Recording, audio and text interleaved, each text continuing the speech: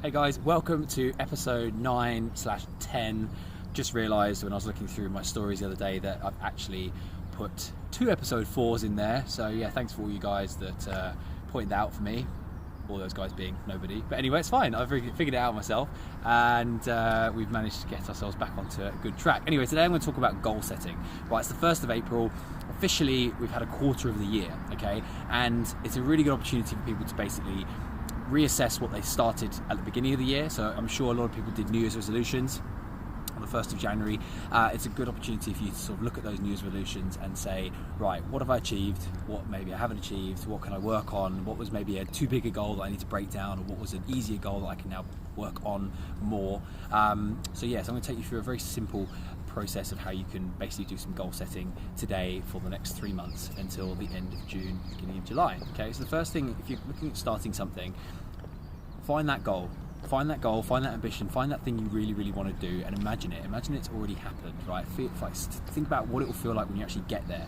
Think about, who you're going to tell that when you arrive there. What's it going to feel like? How's it going to look? Whether it be a fitness-related goal, a business-related goal, a personal goal, whatever it might be, but just really feel like you've made it, and write it down, right? There's a really good quote that says an idea is just an idea until it's written down. When it's written down, it becomes real, okay?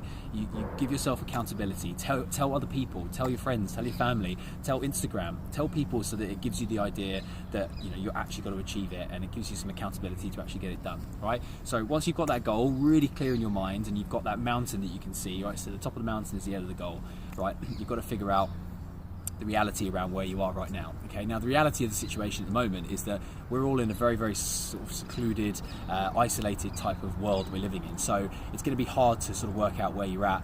But if you can be realistic about how easy it is to achieve that goal, then it's going to be a lot easier to achieve it going forward. So if you can be real about, for example, I want to run a marathon, for example, right? Realistically, you can go out your once a day and go through your run and start working towards that goal. But if it's something like, I want to start a company that is involving lots and lots of people gathering together, like an events style thing, that's not going to be a realistic goal, because we can't do that at the moment because of the government rules. So be realistic about what your goal is, and make sure that you can achieve it, and it's something that is attainable within the time limit that you're setting, right? So don't try and say I'm going to make £1 million in a week, because unless you're an absolute genius, realistically not going to happen, right? So you're only going to set yourself up for failure. Okay, look at the options around what you're going to achieve. So let's say it is running a marathon or achieving some sort of fitness goal.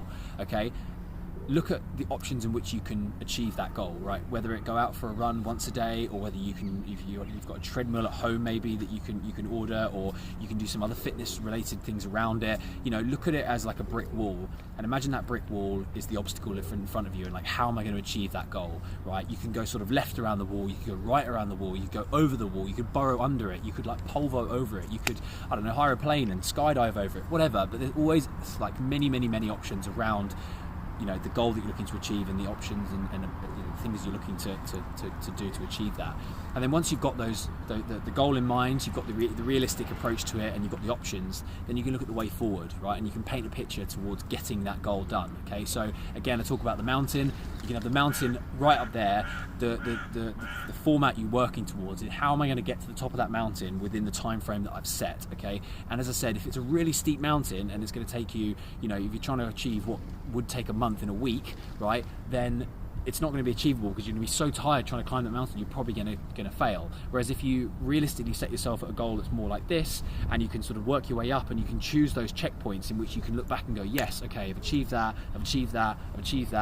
and I'm now getting closer and closer to the top of that mountain, it will make the goal much more achievable going forward. So yeah, 1st of April, right, you've got first quarter of the year done. Look at what you've already done. If it's a goal that is taking a lot longer than 3 months, then look at where you're at now, how far you've come. That's always a good motivator to push you forward. But also, great opportunity to start some new goals, right? Especially in this climate, it's a really good opportunity to just like self-reflect, put things in perspective, and work out, right, what's next for me in the next 3 months going forward. So yeah, goal setting is something to do on the 1st of April.